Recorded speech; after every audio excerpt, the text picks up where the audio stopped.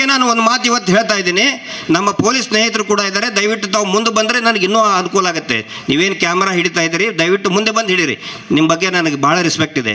ಯಾಕಂದರೆ ನಾನು ಹೇಳೋ ಮಾತು ನಿಮಗೂ ಕೂಡ ಗೊತ್ತಾಗಬೇಕು, ನಿಮ್ಮ ಅಧಿಕಾರಿಗಳಿಗೂ ಕೂಡ ಗೊತ್ತಾಗಬೇಕು. ಆ ಮಾತನ್ನು ಸ್ಪಷ್ಟವಾಗಿ ಕೇಳಿ. ಮಾತ್ರ ಅಲ್ಲ, ದಯವಿಟ್ಟು ಎಲ್ಲರೂ ಕೂಡ ಕ್ಯಾಮ್ರಾ, ಪೊಲೀಸರು ಕೂಡ ಮುಂದೆ ಬಂದು ನನ್ನ ಮಾತನ್ನ ನೀವು ಸೆರೆ ಹಿಡೀರಿ. ಪ್ರತಿಯೊಂದು ಮಾಹಿತಿನೂ ನಮ್ಮ ಹತ್ರ ಇದೆ. ಪ್ರತಿಯೊಂದು ಬೆಳ್ತಂಗಡಿ ಪೊಲೀಸ್ ಸ್ಟೇಷನ್ ಎಷ್ಟು ದೂರ ಇಲ್ಲಿ? ಇದು ಬೆಳ್ತಂಗಡಿಗೆ ಬರ್ತದಲ್ಲ ಸರ್. ದಯವಿಟ್ಟು ಬೆಳ್ತಂಗಡಿಗೆ ಹೋಗಿ ಗಿರೀಶ್ ಮಟ್ಟಣ್ಣವ್ರ ಮೇಲೆ ಒಂದು ಕಂಪ್ಲೇಂಟ್ ಲಾಂಚ್ ಮಾಡಿ. ಇವನು ಸುಳ್ಳು ಹೇಳ್ತಾ ಇದ್ದಾನೆ, ಗಿರೀಶ್ ಮಟ್ಟಣ್ಣವರು ಸುಳ್ಳು ಮಾತಾಡ್ತಾ ಇದ್ದಾನೆ ಅಂಥೇಳಿ ಒಂದು ಕಂಪ್ಲೇಂಟ್ ಕೊಡಿ.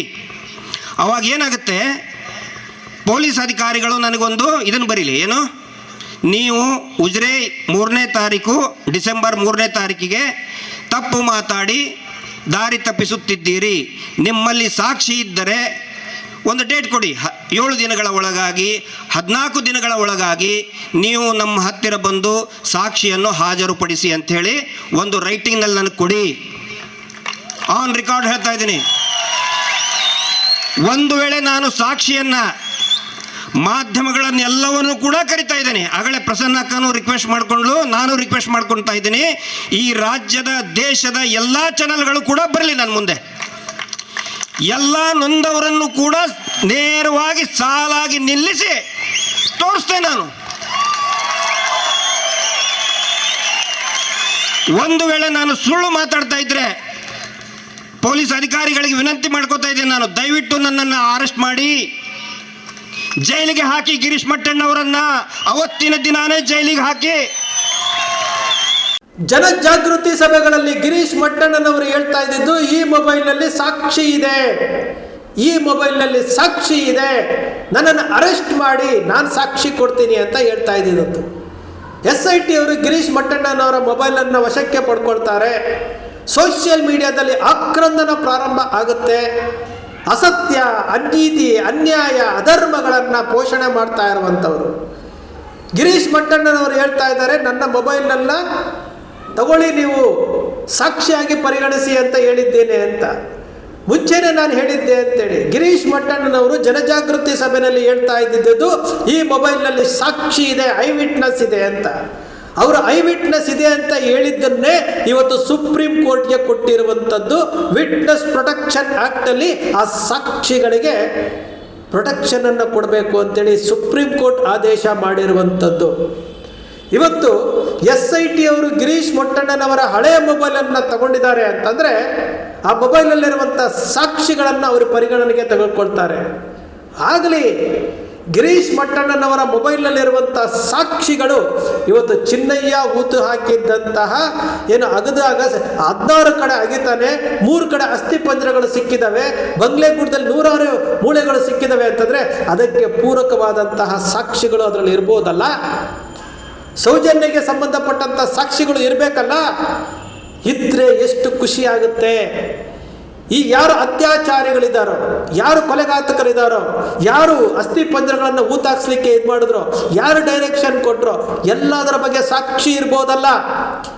ಚಿನ್ನಯ್ಯ ಯಾವತ್ತು ಗಿರೀಶ್ ಮಟ್ಟಣ್ಣನವರನ್ನು ಸಂಪರ್ಕ ಮಾಡಿದ, ಏನೇನು ಮಾತಾಡ್ದ, ಎಲ್ಲ ವಿಚಾರಗಳು ಮೊಬೈಲ್ನಲ್ಲಿ ಇರುತ್ತೆ ಅಲ್ವಾ.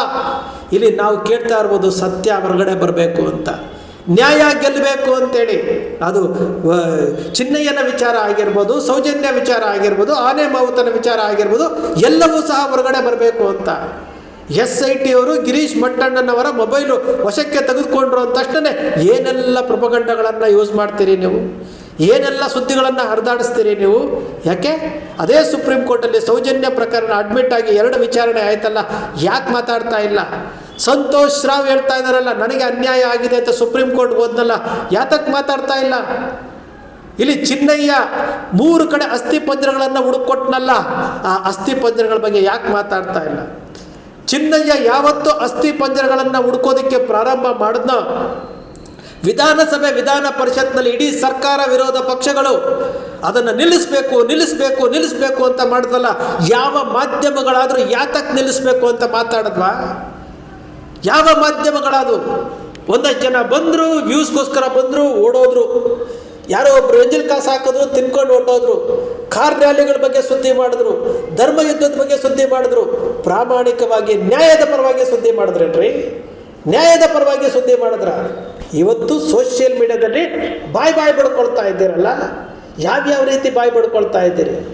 ಗಿರೀಶ್ ಮಟ್ಟಣ್ಣನವರ ಮೊಬೈಲ್ನಲ್ಲಿ ಇದ್ದಂಥ ಸಾಕ್ಷಿಗಳನ್ನು ಅವರು ಕ್ರೋಢೀಕರಿಸಿ ಅದಕ್ಕೆ ಪೂರಕವಾಗಿದ್ದರೆ ಅವರು ಬಳಸ್ಕೊಳ್ತಾರೆ. ಅದೇನು ಮುಚ್ಚುಮರೆ ಏನಿಲ್ಲಲ್ಲ.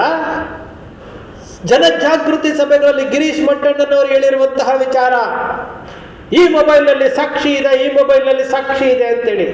ಆ ಸಾಕ್ಷಿಗಳೇ ಚಿನ್ನಯ್ಯ, ಆ ಸಾಕ್ಷಿನೇ ಚಿಕ್ಕ ಕೆಂಪಮ್ಮ, ಆ ಸಾಕ್ಷಿಗಳೇ ಮತ್ತಷ್ಟು ಜನ. ಈ ಎಲ್ಲ ಸಾಕ್ಷಿಗಳು ಇವತ್ತು ಸುಪ್ರೀಂ ಕೋರ್ಟ್ ಮುಂದೆ ಬರುತ್ತೆ. ಸೌಜನ್ಯನ ಯಾರು ಅತ್ಯಾಚಾರ ಮಾಡಿದ್ರೋ, ಯಾರು ಕೊಲೆ ಮಾಡಿದಾರೋ ಅವ್ರ ಮುಖವಾಡ ಬಯಲಾಗಲೇಬೇಕಲ್ಲ. ಯಾರಾದರೂ ಮಾಡಿರಲಿ, ಸಂತೋಷ್ ರಾವೇ ಮಾಡಿರಲಿ, ಬಯಲಾಗಬೇಕಲ್ಲ. ಇದನ್ನೇ ತಾನೇ ನಾವು ಕೇಳ್ತಾ ಇರುವಂಥದ್ದು. ಇಂತಹ ಅತೃಪ್ತ ಆತ್ಮಗಳು ಇವತ್ತು ಹೋರಾಟದ ದಾರಿಯನ್ನು ತಪ್ಪಿಸಲಿಕ್ಕೆ ಹೋಗ್ತಾ ಇದ್ದೀರಲ್ಲ. ಒಬ್ಬ ಮಹೇಶ್ ಶೆಟ್ಟಿ ತಿಮ್ರೋಡಿಯವರ ಮೇಲೆ ಎಷ್ಟು FIRಗಳನ್ನು ಮಾಡಿಸ್ತಾ ಇದ್ದೀರಿ? ಯಾತಕ್ಕೆ? ಅವರು ಈ ಹೆಣ್ಣು ಮಗಳಿಗೆ ನ್ಯಾಯ ಕೇಳ್ತಾ ಇದ್ದಾರಲ್ಲ, ಸಾಮಾಜಿಕ ಹೋರಾಟಗಾರರಾಗಿ ಅಲ್ಲಿ ನ್ಯಾಯ ಕೇಳ್ತಾ ಇದ್ದಾರಲ್ಲ, ಇದು ತಪ್ಪೇನ್ರಿ? ಇದು ತಪ್ಪ? ಹಾಗಾದ್ರೆ ಸತ್ಯ, ನ್ಯಾಯ, ನೀತಿ, ಧರ್ಮ ಇಲ್ವೇ ಇಲ್ವಾ ಈ ಭೂಮಿ ಮೇಲೆ? ಸತ್ಯ, ನ್ಯಾಯ, ನೀತಿ, ಧರ್ಮವನ್ನು ಉಳಿಸೋದಕ್ಕೆ ಒಂದು ಕಡೆ ಹೋರಾಟ ಮಾಡ್ತಿದ್ರೆ, ಮತ್ತೊಂದು ಕಡೆ ಆ ಹೋರಾಟದ ದಾರಿ ತಪ್ಪಿಸೋದಕ್ಕೆ ಅಶಾಂತಿ, ಅನ್ಯಾಯ, ಅಧರ್ಮ, ಅನೀತಿ, ಈ ಅಸತ್ಯಗಳನ್ನು ನೀವು ಮೇಲೇರಿಸ್ಕೊಳ್ತಾ ಇದ್ದೀರಲ್ಲ, ಅಸತ್ಯಗಳನ್ನು ನೀವು ಸತ್ಯ ಅಂತ ಬಿಂಬಿಸ್ಲಿಕ್ಕೆ ಹೊರಟಿದ್ದೀರಲ್ಲ. ಏನಾಯ್ತ್ರಿ ನಿಮ್ಮ ಕತೆ? ಅವತ್ತು ಮಾಡಿದ್ರಲ್ಲ ಧರ್ಮ ಸಂರಕ್ಷಣಾ ಸಭೆ, ಧರ್ಮ ಯುದ್ಧ ಎಲ್ಲ ಮಾಡಿದ್ರಲ್ಲ, ಯಾಕೆ ನಿಲ್ಲಿಸ್ಬಿಟ್ರಿ? ಇವತ್ತಿಗೂ ಸಹ ಹೋರಾಟ ನಡೀತಾ ಇದೆಯಲ್ಲ. ಗಿರೀಶ್ ಮಟ್ಟಣ್ಣ ಯಾವತ್ತು ಈ ಹೋರಾಟದಲ್ಲಿ ಭಾಗವಹಿಸಿದ್ರೋ, ಯಾವತ್ತು ಅವರು ಜಡ್ಜ್ಮೆಂಟ್ ಕಾಪಿಯನ್ನು ಓದಿದ್ರೋ, ಆ ಜಡ್ಜ್ಮೆಂಟ್ ಕಾಪಿಯಲ್ಲಿದ್ದಂತಹ ಲೋಪಗಳ ಬಗ್ಗೆ ಯಾವತ್ತು ಅವರು ಕಲೆ ಹಾಕಕ್ಕೆ ಪ್ರಯತ್ನ ಮಾಡಿದ್ರೋ, ಆವತ್ತು ಅವರಿಗೆ ಗೊತ್ತಾಗಿದ್ದು ಇಲ್ಲಿ ನಡೆದಿರುವುದು ಬೇರೆ ಅಂತ. ಇಲ್ಲಿ ಸೌಜನ್ಯಳನ್ನ ಎಲ್ಲೋ ಒಂದು ಕಡೆ ಅತ್ಯಾಚಾರ ಮಾಡಿ ಅವಳ ತಿಂದು ಮುಗಿಸಿ ತಗೊಂಬಂದಿಲ್ಲ ಹಾಕಿರೋದು ಅಂತ, ಸಾಕ್ಷಿಗಳ ನಾಶಕ್ಕೆ ಅವಳ ಯೋನಿಗೆ 6 ಇಂಚು ಮಣ್ಣನ್ನು ತುಂಬಿದ್ದಾರೆ ಅಂತ, ಇಲ್ಲಿ ಸಾಮೂಹಿಕವಾಗಿ ಅತ್ಯಾಚಾರ ಆಗಿರುವಂತಹ ವಿಚಾರವನ್ನ ಅವತ್ತಿನ SP, ಅವತ್ತಿನ IGP ಹೇಳಿರುವಂತಹ ವಿಚಾರ ಅಂತ. ಪೋಸ್ಟ್ ಮಾರ್ಟಮ್ ರಿಪೋರ್ಟ್ ನಲ್ಲಿ ಏನೇನು ಲೋಪಗಳಾಗಿದೆ ಅಂತೇಳಿ ಗಿರೀಶ್ ಮಟ್ಟಣ್ಣನವರು ಹೇಳಿರುವಂತಹ ವಿಚಾರ. ರುದ್ರಮ್ಮನ ಯಾವ ರೀತಿ ದಾರಿ ತಪ್ಪಿಸಿದ್ರು ಅಂತೇಳಿ ಗಿರೀಶ್ ಮಟ್ಟಣ್ಣನವರು ಹೇಳಿದ್ದಂತ ವಿಚಾರ. FSL ರಿಪೋರ್ಟ್ ಅಲ್ಲಿ ಯಾವ ರೀತಿ ದಾರಿ ತಪ್ಪಿಸಿದ್ರು ಅಂತೇಳಿ ಗಿರೀಶ್ ಮಟ್ಟಣ್ಣನವರು ಹೇಳಿರುವಂತಹ ವಿಚಾರ. ಎಲ್ಲ ವಿಚಾರಗಳು ಸತ್ಯವಾಗಿ ಇದೆ ರೀ. ಇವತ್ತಿಗೂ ಸಹ ಆ ಹೆಣ್ಣುಮಗಳಿಗೆ ನ್ಯಾಯ ಸಿಗಬೇಕು ಅಂತ ಹೋರಾಟ ಮಾಡ್ತಾ ಇರೋದೇ ಹೊರತು ಇಲ್ಲಿ ಯಾರನ್ನು ರಕ್ಷಣೆ ಮಾಡೋದಕ್ಕಲ್ಲ. ಸುಪ್ರೀಂ ಕೋರ್ಟ್ಗೆ ಈ ಕೇಸ್ ಹೋಗಿದೆ ಅಂತಂದ್ರೆ ಇನ್ನೂ ನಿಮಗೆ ಸಮಾಧಾನ ಇಲ್ಲ ಅಂತಂದ್ರೆ, SITಗೆ ಗಿರೀಶ್ ಮಟ್ಟಣ್ಣನವರು ಮೊಬೈಲ್ ಕೊಟ್ಟಿದ್ದಾರೆ ಅಂತಂದ್ರೆ ಅದು ಸತ್ಯ ಹೊರಗಡೆ ಬರಬೇಕು. ಸತ್ಯಕ್ಕೋಸ್ಕರವಾಗಿ ನಿಂತಿದ್ದಾರೋ, ಅಸತ್ಯದ ಪರವಾಗಿ ನಿಂತಿದ್ದಾರೋ, ಧರ್ಮದ ಪರವಾಗಿ ನಿಂತಿದ್ದಾರೋ, ಅಧರ್ಮದ ಪರವಾಗಿ ನಿಂತಿದ್ದಾರೋ, ಇದನ್ನ ಸ್ಪಷ್ಟಪಡಿಸಬೇಕಾಗಿರುವಂಥದ್ದು ಯಾರು? ಇವರುಗಳೇ ತಾನೇ. ಧರ್ಮದ ಬಗ್ಗೆ ಮಾತಾಡ್ತೀರಾ, ಸತ್ಯದ ಬಗ್ಗೆ ಮಾತಾಡ್ತೀರಾ ನೀವು? ಇಲ್ಲಿ ಒಬ್ಬ ಮಹೇಶ್ ಶೆಟ್ಟಿ ತಿಮ್ಮರೋಡಿಯವ್ರನ್ನ ಕಟ್ಟಾಕೋದಕ್ಕೆ ಎಷ್ಟು ಕೇಸುಗಳನ್ನ ಹಾಕಿಸ್ತಾ ಇದ್ದೀರಿ, ಎಷ್ಟು FIRಗಳನ್ನ ಮಾಡಿಸ್ತಾ ಇದ್ದೀರಿ? ಗಿರೀಶ್ ಮಟ್ಟಣ್ಣನವ್ರನ್ನ ಕಟ್ಟಾಕೋದಕ್ಕೆ ಅವ್ರ ಮೇಲೆ ಎಷ್ಟು FIRಗಳನ್ನ ಮಾಡಿಸ್ತಾ ಇದ್ದೀರಿ? ನೀವು ಸತ್ಯವಂತರೇ ಆಗಿದ್ದಾರೆ, ನೀವು ತಪ್ಪೇ ಮಾಡಿಲ್ಲ ಅಂದ ಮೇಲೆ ಯಾತಕ್ಕೋಸ್ಕರವಾಗಿ ಹೇಳ್ತೀರಿ? ಯಾತಕ್ಕೋಸ್ಕರವಾಗಿ ಇಲ್ಲಿ ಯೂಟ್ಯೂಬರ್ಸ್ನ ಬಾಯಿ ಮುಚ್ಚೋದಕ್ಕೆ ಹೋಗ್ತೀರಿ, ಮೀಡಿಯಾಗಳನ್ನ ಖರೀದಿ ಮಾಡಲಿಕ್ಕೆ ಹೋಗ್ತೀರಿ? ಎಲ್ಲವನ್ನೂ ನೋಡಿದೀವಲ್ಲ, ಎಲ್ಲವನ್ನು ಆ ಟೈಮಲ್ಲಿ ನಾವು ನೋಡಿದ್ದೀವಲ್ಲ. ಚಿನ್ನಯ್ಯನ ವಿಚಾರ ಬಂದಾಗ ಯಾವ್ಯಾವ ರೀತಿ ನಡ್ಕೊಂಡ್ವಿ. ಹಾಗಾದ್ರೆ ಚಿನ್ನಯ್ಯ ಊತ ಹಾಕಿರುವಂತಹ ಜಾಗದಲ್ಲಿ 3 ಅಸ್ಥಿಪಂಜರಗಳು ಸಿಕ್ಕಿದವಲ್ಲ, ಆ 3 ಅಸ್ಥಿಪಂಜರಗಳಿಗೆ ಬೆಲೆ ಇಲ್ವೇನು? ಬೆಲೆ ಇಲ್ವಾ? ಯಾತಕ್ರಿ? ಯಾತಕ್ಕೋಸ್ಕರ ಈ ಡ್ರಾಮಾಗಳನ್ನ ಮಾಡ್ತಾ ಇದ್ದೀರಿ? ಆ 3 ಅಸ್ಥಿಪಂಜರಗಳು ಬಂಗ್ಲೆ ಗುಡ್ಡದ ಮೇಲೆ ಸಿಕ್ಕಿರುವಂತ 100 ಮೂಳೆಗಳು ಅವು ಮನುಷ್ಯರದಲ್ವಾ? ಅದು ಅವ್ರಿಗೆ ನ್ಯಾಯ ಸಿಗೋದು ಬೇಡವಾ? ಇದನ್ನೇ ಬಾಯಿ ಬಡ್ಕೊಳ್ತಾ ಇರೋದು ನಾವು. ಸತ್ಯವನ್ನ ಸಾಯಿಸ್ತಾ ಇದ್ದೀರಿ ಅಂತೇಳಿ ನಾವು ಯಾತಕ್ಕೋಸ್ಕರ ಈ ವಿಚಾರವನ್ನ ಜಾಗೃತಿ ಮಾಡ್ತಾ ಇದೀವಿ, ಯಾತಕ್ಕಿನ್ನು ಜೀವಂತವಾಗಿ ಇಟ್ಟಿದ್ದೀವಿ ಅಂತಂದ್ರೆ, ಎಷ್ಟೋ ಜನ ಯೂಟ್ಯೂಬರ್ಸ್ಗಳ ಧ್ವನಿಯನ್ನ ಅಡಗಿಸ್ಕೊಂಡ್ಬಿಟ್ಟಿದ್ದೀರಿ. ಇವತ್ತು ನಾವು ಈ ಸತ್ಯವನ್ನ ಕೊನೆಯವರೆಗೂ ಉಳಿಸ್ಬೇಕು ಅಂತಂದ್ರೆ ಈ ದೇಶದ ಪ್ರತಿಯೊಬ್ಬ ಪ್ರಜೆಯ ಧ್ವನಿ ಎತ್ತಬೇಕ್ರಿ. ಇಲ್ಲಿ ಯಾವುದು ಸಾಕ್ಷಿ ಇಲ್ಲದೆ ಮಾತಾಡ್ತಾ ಇಲ್ಲ. SIT ಅವರು ಮೊಬೈಲನ್ನು ವಶಪಡಿಸ್ಕೊಂಡಿದ್ದಾರೆ ಅಂತಂದ್ರೆ ಅಲ್ಲಿರುವಂಥ ಸಾಕ್ಷಿಗಳನ್ನ ಜನರ ಮುಂದೆ ಇಡ್ತಾರೆ, ಕೋರ್ಟ್ ಮುಂದೆ ಇಡ್ತಾರೆ.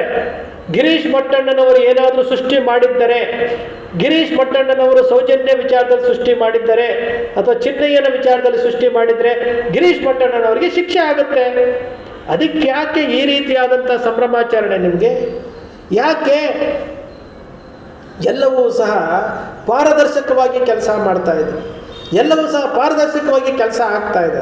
ಒಂದು ಕೇಸು ಸುಪ್ರೀಂ ಕೋರ್ಟ್ವರೆಗೂ ಹೋಗಿದೆ ಅಂತಂದ್ರೆ ಅಲ್ಲಿ ಸತ್ಯ ಇದೆ ಅಂತ ಅರ್ಥ, ಇಲ್ಲಿ ಅನ್ಯಾಯ ಆಗಿದೆ ಅಂತ ಅರ್ಥ. ಚಿನ್ನಯ್ಯ ಬುರುಡೆ ತಗೊಂಡು ಸುಪ್ರೀಂ ಕೋರ್ಟ್ ಬಾಗಿಲು ತಟ್ಟಿದ್ದಾನೆ ಅಂತಂದ್ರೆ ಅಲ್ಲಿ ಸತ್ಯ ಇದೆ, ಅಲ್ಲಿ ಅನ್ಯಾಯ ಆಗಿದೆ ಅಂತ ಅರ್ಥ. ಈ ವಿಚಾರಗಳನ್ನ ಯಾತಕ್ಕೋಸ್ಕರವಾಗಿ ಜನರು ಅರ್ಥ ಮಾಡ್ಕೊಳ್ತಾ ಇಲ್ಲೋ ಗೊತ್ತಿಲ್ಲ. ಯಾರನ್ನೋ ಉಳಿಸೋದಕ್ಕೆ, ಸೌಜನ್ಯನನ್ನ ಅತ್ಯಾಚಾರ ಮಾಡಿದ್ದು ಯಾರು ಹೊರಗಡೆ ಗೊತ್ತಾಗ್ಬೇಕಲ್ಲ, ಆ ಹೊರಗಡೆ ಗೊತ್ತಾಗಬೇಕು ಅನ್ನೋ ವಿಚಾರಕ್ಕೆ ಚಿನ್ನಯ್ಯ ಊತ ಹಾಕಿರುವಂತಹ 100 ಜಾಗಗಳನ್ನು ಅಗಿಬೇಕಾಗಿತ್ತು, ಸ್ಟಾಪ್ ಮಾಡಿಸಿದ್ರು. 16ಕ್ಕೆ ಸ್ಟಾಪ್ ಮಾಡಿಸಿದ್ರು. 100 ಜಾಗಗಳನ್ನು ಅಗದಿದ್ರೆ ಇನ್ನೆಷ್ಟು ಅಸ್ಥಿ ಪಂಜರಗಳು ಸಿಕ್ಕಿರ್ತಾ ಇತ್ತು. ಆದರೆ ಇಲ್ಲಿ ಸತ್ಯವನ್ನು ಸಾಯಿಸೋದಕ್ಕೆ ಹೋಗ್ತಾ ಇರುವಂಥದ್ದು, ಧರ್ಮವನ್ನು ಅಳಿಸೋದಕ್ಕೆ ಹೋಗ್ತಾ ಇರುವಂಥದ್ದು, ಅನ್ಯಾಯಕ್ಕೆ ಇವತ್ತು ಏನೋ ಬೆಲೆ ಕೊಡ್ತಾ ಇರುವುದು ನಮ್ಮ ಮಾಧ್ಯಮಗಳನ್ನು ನೋಡಿದ್ರೆ ಗೊತ್ತಾಗ್ತಾ ಇದೆ, ನಮ್ಮ ರಾಜಕೀಯ ಕಾರಣಗಳನ್ನು ನೋಡಿದ್ರೆ ಗೊತ್ತಾಗ್ತಾ ಇದೆ. ಆದರೆ ಒಂದಂತೂ ಸತ್ಯ ಸ್ನೇಹಿತರೆ, ಸತ್ಯಮೇವ ಜಯತೆ. ಸತ್ಯವನ್ನು ಉಳಿಸೋದಕ್ಕೆ, ಧರ್ಮವನ್ನು ಉಳಿಸೋದಕ್ಕೆ, ನ್ಯಾಯವನ್ನು ಉಳಿಸೋದಕ್ಕೆ ಬಾಲನ್ನಂತಹ ವಕೀಲರುಗಳು, ಬಹಳಷ್ಟು ಜನ ವಕೀಲರು ಇದಕ್ಕೆ ಶ್ರಮ ಪಡ್ತಾ ಇದ್ದಾರಲ್ಲ, ಅವರಿಗೆ ನಾವು ಹ್ಯಾಟ್ಸ್ ಆಫ್ ಹೇಳೋಣ. ನಿಮ್ಮ ಅಕ್ಷರ ಮೀಡಿಯಾ ಯಾವತ್ತಿಗೂ ಸಹ ಧರ್ಮದ ಪರವಾಗಿರುತ್ತೆ, ಅನ್ಯಾಯದ ವಿರುದ್ಧ ಇರುತ್ತೆ. ನಿಮ್ಮ ಅಕ್ಷರ ಮೀಡಿಯಾ ಸೃಷ್ಟಿ ಮಾಡೋದಿಲ್ಲ, ಕಲ್ಪನೆ ಮಾಡೋದಿಲ್ಲ, ವಾಸ್ತವದ ವಿಚಾರವನ್ನು ವಿಶ್ಲೇಷಣೆ ಮಾಡುತ್ತೆ. ನಿಮ್ಮ ಅಕ್ಷರ ಮೀಡಿಯಾದ ವಿಶ್ಲೇಷಣೆ ನಿಮ್ಗೆ ಇಷ್ಟ ಆಯಿತು ಅಂದರೆ ಸಬ್ಸ್ಕ್ರೈಬ್ ಆಗಲಿಲ್ಲ ಅಂದರೆ ಸಬ್ಸ್ಕ್ರೈಬ್ ಮಾಡ್ಕೊಳ್ಳಿ, ಪಕ್ಕದಲ್ಲಿ ಕಾಣುವಂಥ ಬೆಲ್ ಐಕಾನ್ ಪ್ರೆಸ್ ಮಾಡಿ, ಶೇರ್ ಮಾಡಿ, ಪ್ರೋತ್ಸಾಹ ನೀಡಿ.